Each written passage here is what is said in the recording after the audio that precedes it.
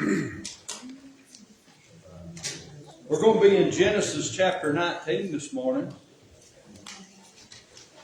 We do want to celebrate each and every man here. We just not the fathers, because men have a great influence in this world, whether they have children or not. They have an influence on those around them in their neighborhoods and workplaces or school or wherever it may be. There's a great influence there, and we want to celebrate that influence of a man. We want to celebrate each and every one of you this morning. And we want to talk about that influence just a little bit this morning, the influence of a man. We're going to be in Genesis chapter 19, as I mentioned. We'll begin reading in verse 1, and then we'll talk about this just a little bit. It says, "And there came two angels to Sodom at eve, and Lot sat in the gate of Sodom. And Lot, seeing them, rose up to meet them, and he bowed himself with his face toward the ground.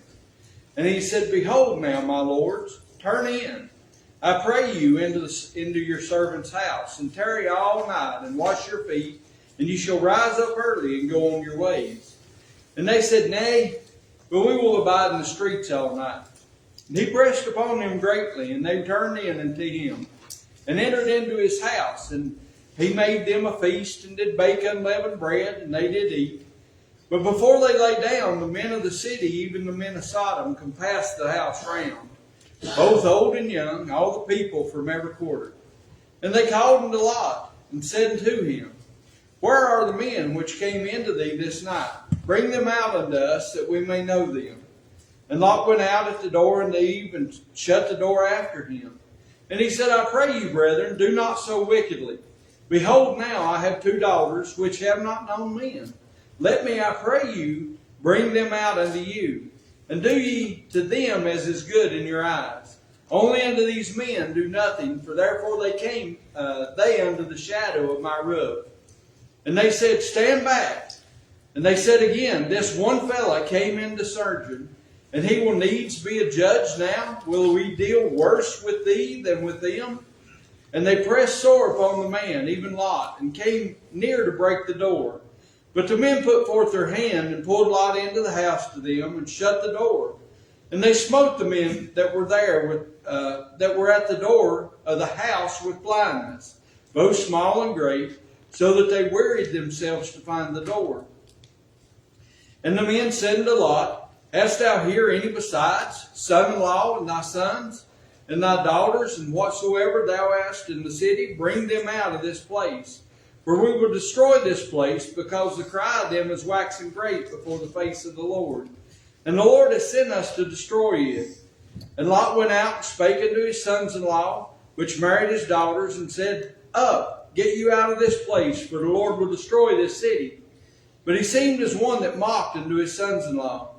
And when the morning arose, that the angel hastened to Lot, saying, Arise, take thy wife and thy two daughters, which are here, lest thou be consumed in the iniquity of the city. And while he lingered, the men laid hold upon his hand, and upon the hand of his wife, and upon the hand of his two daughters. And the Lord being merciful unto him, and they brought him forth, and set him without the city.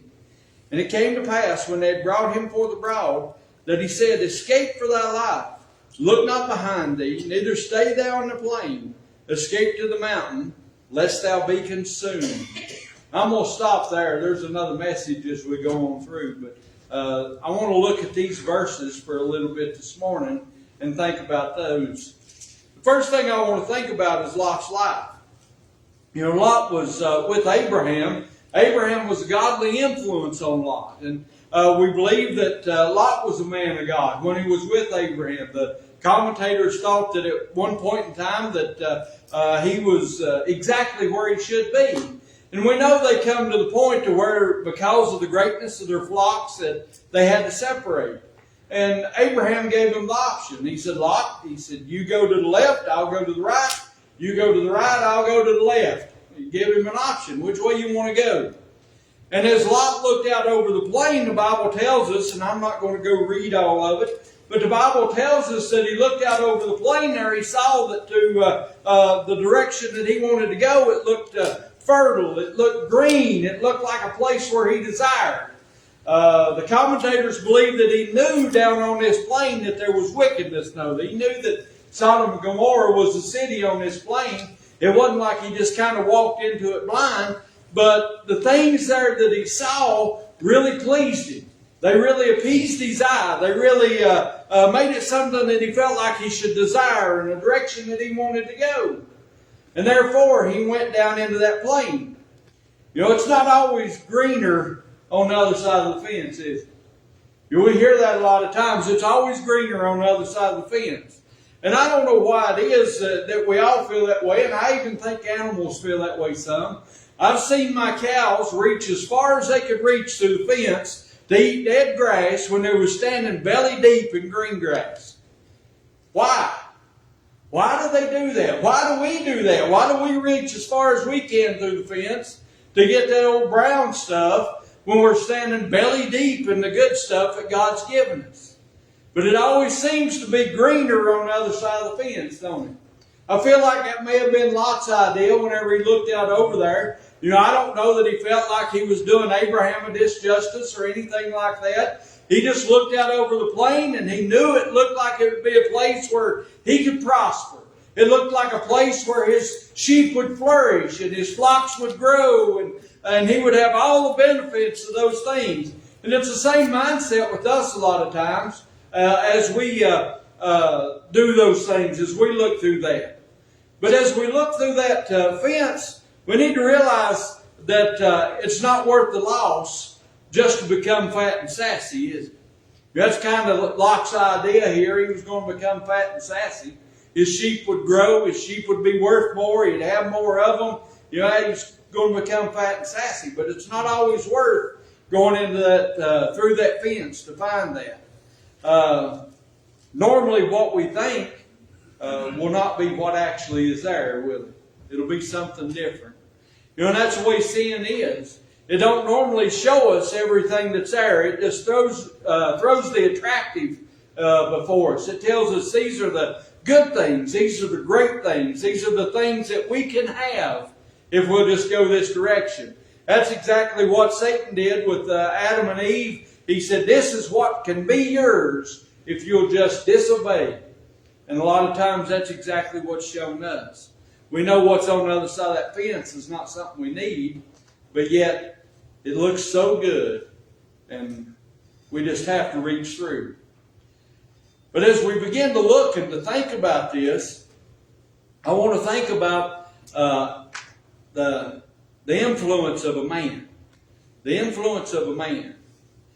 And we see that influence, it's seen in his actions here. As we look at Lot and we look at his life, the first thing I want us to notice that a man's influence is seen in his choices. It's seen in his choices. With Lot here, as we mentioned, he went to the place that he felt like was greener, was better, or whatever it may be. The direction that he went, I don't think he went into blindly. He knew that this wicked city was there. And before you know it, we find Lot in this city. As we looked into these verses here, it says when the two angels came up, they found Lot sitting in the gate of Sodom and Gomorrah there. He was sitting in the gate. That means he had been a part of, kind of like a governor or a mayor or something of this nature. He had fallen into this city and he was sitting there at the gate. That doesn't mean that he believed everything that was going on with the city was right or things of that nature. It just means that he had chosen his lot, no pun intended with the name, he had chosen his lot with this city. He had thrown his lot in with this wicked city. And that's a choice that we all see. You know, he chose the evil Sodom over someplace else as he could have been. And men, our choices make a big difference in our life. The choices that we make. And just because I say men today, and the title of our message says the influence of a man, it goes on both sides. You can put a W-O in front of that. The influences of women are great too, and we need to understand that. This is not just one-sided this morning. It goes for both of us. But our choices really influence those around us, and we can see the influence as we make those choices. Now, Lot chose this city, but who else went to this city? It wasn't just Lot. You know, the commentators believe that Lot had already had a family before he went to the city. That he had already been married, he already had children, all those things. So when he went to the city, not only did Lot go, but his actions, his influence, brought his family with him. And he set up house there in this city. And as we see him set up house, we see his mindset begin to change. So we need to notice here that the things that are tolerated show the influence of a man. You know, as Lot came into this city and he began to become a part of it, he began to tolerate the wickedness where he had placed his city. He began to tolerate all those things that go on. We look into the world that we live, and there's a lot of wickedness in the world that we live. And we have to be careful not to find ourselves accepting, being tolerant of the things that go on. We need to be firm, and we need to stand firm for the things that are happening. Sometimes we need to move. Lot should have moved. The whole city was wicked. You know, in my mind, as I studied this and I thought about this, I thought about, well, where could you move to that would show this same idea to your families? And I thought about some places. You know, I would love to go to SEMA one of these days. That's one place I'd really like to go. Most of you don't know what SEMA is. It's a car enthusiast's dream is what it is. All the parts and the cars and things of this nature. I'd love to go there. But it's held in Las Vegas. And I just don't know if I want to spend a week in Las Vegas. The influence and the things that are there, the wickedness that are on the streets and things that are there, I don't know if I want to spend a week. And as I thought about this, I thought, well, it'd be kind of like me moving my family, just picking up and moving to Las Vegas. Putting them right in the middle of all this stuff, we'll say, and saying, okay, we'll tolerate this. Well, if you tolerate it for long, you are involved in it, aren't you? You kind of find yourself engulfed with it. Maybe not participating, but the mindset begins to change. Lot here tolerated the things that was going on around him. He allowed that wickedness to be all around his family and all around him. And not only did he tolerate it, it tells us that he accepted it and had gone to excel as far as being elected and things like that in the city. And we know that because of how he addressed these men. In verse 7, he says, and said, I pray you, brethren, do not do wickedly. You know, but he had accepted this city. He called the men here, called all those that come out, brethren. You know, I don't normally call people brethren unless I feel like they're a part of me, part of what I'm into. So he had accepted those things. He even calls them brethren here. And he was in good standing with them as we find them here at the Lot, at the gate, in those things. We also see the influence of a man as he compromises his stand, compromises his morals. He was accepted by the city, so we know he had compromised himself. You don't become a leader, you don't become one standing out in front of the city when you're going against everything that's there, do you? If you stand up and say, I don't believe in these things, and everybody around you believes in them, they're not going to say, all right, we want you as our leader. It's not going to happen that way.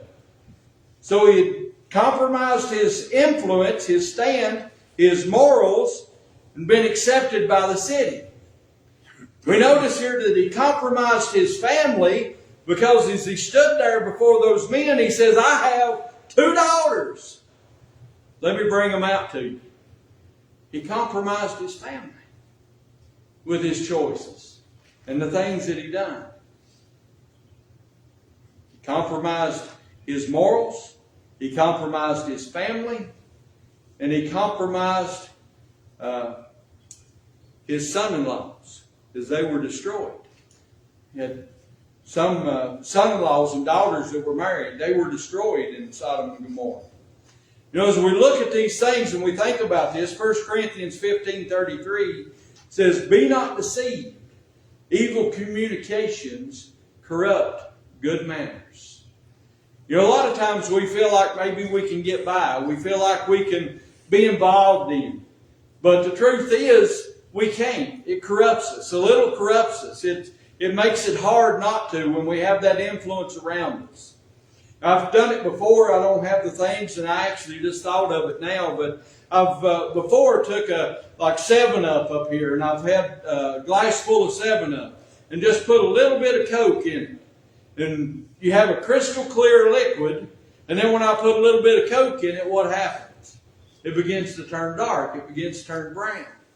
You know, that's the way it is in this world. If we allow that little bit of influence in our lives, it begins to taint us. It begins to change what we are. Now, I can take that dark liquid and I can put a little bit of 7-Up in it, and it really doesn't change anything. We have an influence in this world, but it's not the influence that the world has on us. Because of our natural nature, we want to go that direction. We've been changed because of what the Lord Jesus Christ has done. What He's done in our lives. We've been changed to that. But our natural direction wants to go back, and that little bit of influence will begin to change us back. We have to be careful about what direction we want to go and the things that we desire. In 1 John chapter 2, verse 15, it says, "Love not the world, neither the things that are in the world. If any man love the world, the love of the Father is not in him. For all that is in the world, the lust of the flesh, the lust of the eyes, and the pride of life, is not of the Father." You know, Satan still attacks with these exact things. The lust of the flesh, the lust of the eyes, and the pride of life. That's the way he attacked Adam and Eve. He used those exact things. The lust of the flesh, it's things that we desire, things that we want, things that we feel like, and are told by Satan that we need to have. We need to have this. Did Adam and Eve need that fruit to survive? No. They had the whole garden they could eat from. Did Lot need to go into Sodom to survive? No. He had the whole plain he could live on without the influence of this place. But for some reason he desired to go there.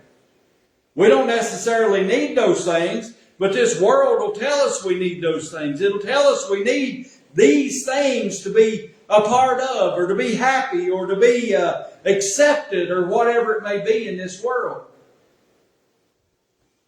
It's the lust of the flesh. It's driving us. It draws us. Then the lust of the eyes. That's the same thing he used with Adam and Eve. He said, look at it, how good it looks. How good this appears, and how what it'll do for you. Look at these. He used the lust of the eye. He still uses that on us today as we look around in this world, and the lust of the eyes draws us into a lot of things, doesn't it? He still uses those same tactics even today. The world uses the lust of the eyes. They'll put out a commercial or a billboard or something of that nature, and they will use something beautiful there to try to attract us, try to pull us toward it, try to get us to jump in and accept it. You see that all the time. This is good. If you do this, or you take this, or you drink this, or whatever it may be, you're going to end up just like this. Have you ever wondered why all these commercials that are trying to get you to do something that could possibly harm you? It's something that you shouldn't be doing to begin with. Why they're always on the edge of the ocean with the waves lapping up over their feet, and it's all peaceful and calm. You know, we like it there, don't we? And if we do this, it's going to put us right in that place. Yeah, they don't show you exactly where it's going to put you. They don't show you standing beside the bedside of a relative who has been partaking of these things and had an accident, and now they're laying there struggling for their lives. They don't put that in the commercial. They don't put that in the details. They don't put that you could lose your family, that you could lose your children, that you could lose your wife, that you could lose your influence. They don't put those things there. All they put is, look at this. It's something that you need to have. It's a desire that you ought to have in your life. Look at this. And the pride of life is not of the Father. Why was Lot sitting at the gate of the city? He wanted to make something of himself, right? That's what the world says we ought to do. We ought to make something of ourselves. When Jesus came to this earth, he was born in a kingdom. He was born in a castle. He lived with the finest things. He made something of himself, right? I better take that back. Somebody might be watching and think I'm crazy. Because he was born in a stable and he lived a humble life as long as he lived here. He had nothing. He even told us, he says, foxes have dens, I've got nothing. He didn't come to be proud. He didn't come to be lifted up. He didn't come to accomplish great things as far as this world's concerned. He came to save you and I. And he didn't do it because he was acquiring things, because of that pride of life. Wasn't sitting at the gates and everybody just thought he was the best stuff. Everybody thought he was needed to be destroyed. So we need to be careful not to allow Satan to use those same tactics on us. You know, as I mentioned before, Adam and Eve, that was a tactic that was used. Look at this fruit. He can make you just like God. He knows you'll be just like Him. That's pride. That's what the first failure was. That's what the first sin was. Satan was thrown out of heaven because of pride. We have to be careful. You know, if we allow these things to come into our lives and allow these things to happen, then the influence of a man is lost. It's lost. And as we look at what's lost there, the first thing that's lost is his testimony. You know, Lot had lost his testimony. He had a testimony to those in the city. I really don't know what that testimony was, but it must have been acceptable to them because they'd put him in a position. But he had lost his testimony to those that he had known before. To Abraham, he lost his testimony. To those that he had been around, he lost his testimony. You know, it's easy for us to lose our testimony. It's easy for us to lose those things. We got a saying at work, one off shucks will kill hundreds of attaboys. That's the way it is. It's easy for us to lose our testimony. That's exactly what happens. We get involved in these things, we lose our influence. You know, Lot had lost his influence. He had lost his influence on those that were around him, his neighbors, his friends. He had lost his influence with his wife. He had lost his influence with his children. You look on down and look at these things, and when he talked to his sons-in-laws, they looked at him like he was crazy. They looked at him like, what are you talking about? You're nuts. This is a good place to live. You know, you've led us to the good place. They looked at him like he was nuts. He lost his influence. When they were running out, his children and his wife didn't leave. Neither did he. But they all had to be drug out to be put outside the city to be saved. They lost their influence. When we get involved in things that we shouldn't, he lost his home. The place that he had called home, the place that he had made his home, he lost. We lose those things when we get wrapped up in sin. When we find ourselves influenced by those things, we lose our home. We could possibly lose our wife. You know, as they left and went running across the plain there, they were told not to look back. Lot's wife looked back. He lost his wife. He lost his daughters. He lost his son-in-laws in the destruction of the city. He lost his family. He lost his ability to guide and to lead his family. When he was there and they told him to leave, when he told his sons-in-laws to leave, they didn't leave. He lost his ability to guide and lead. He lost his influence there. He had lost all godly influence. All godly influence. The sad part is he had lost God's presence, God's peace, and God's power. He had lost all those things in his life because he allowed the influence of a city to change the influence of a man. We as God's people need to be careful not to allow the influence of a country to change the influence we have on those around us. In Isaiah 57:20, it says, "But the wicked are like the troubled sea when it cannot rest, whose waters cast up mire and dirt. There is no peace, saith my God, to the wicked." As I mentioned, they had lost God's presence, peace, and power. They lost God's peace. There is no rest for the wicked. I remember that as I lived in sin. I remember the turmoil and the turbulence that was in my life continually. There was no peace. No peace. Maybe that's the reason they show those commercials along the beach. It's a peaceful place. And trying to find that here on this earth is impossible. The only place we find peace is in God.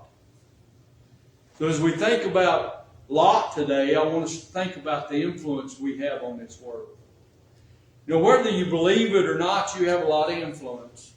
There's a lot of people looking at you, a lot of people looking at your life, looking at the things you do, looking at how you carry yourself and what you believe in. And it's important as we are an influence for God in this world that they see not us, but they see God. That's what He desires, is that they see God in your life. Is that what they see in your life today? Do they see a godly influence in your life? Or do they see someone that is being influenced by this world? Which is it today? If you would stand with me. Page 340.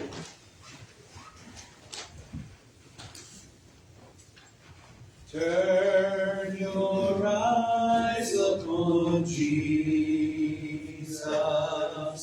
Look full in His wonderful face. Are we looking full in His face? Have we accepted Him totally and completely, or are we hanging on to a part of the world?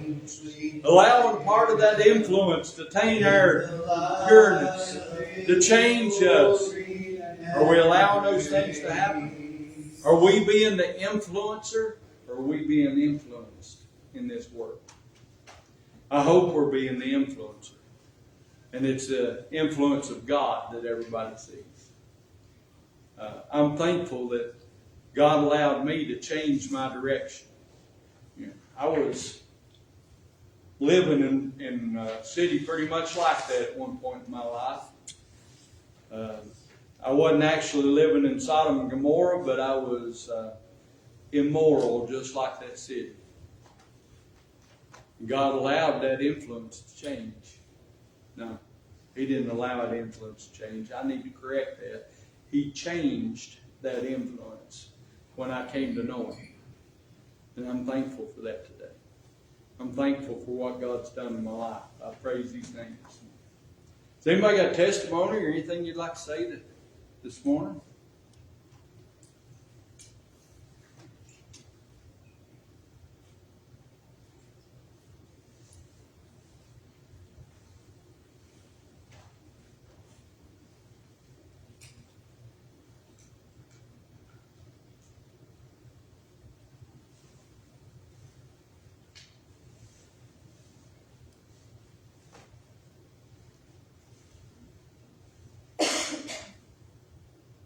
I just have to speak up and say that I'm thankful for the fathers that Greg and I had.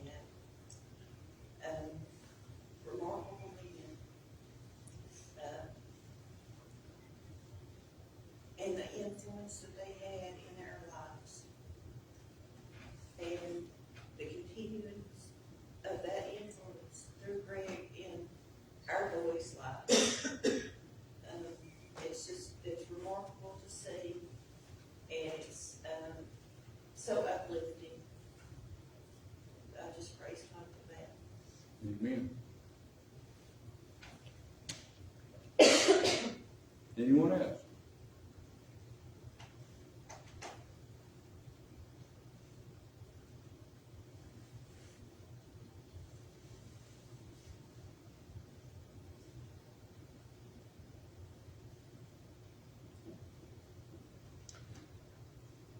There'll be no service tonight. We'll give opportunity for you to spend time with your fathers or family or whatever it may be. Give you some opportunity to do that. I don't have any birthdays on the list for this week. Has anybody got a birthday this week? Anybody got a birthday they want to admit this week? I guess that's what I should ask. A lot of times we don't want to admit it, do we?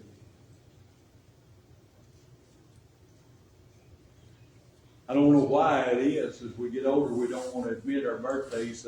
One of the guys I was working with, his grandson, I think 2 or 3, had a birthday, and he said that he wanted to.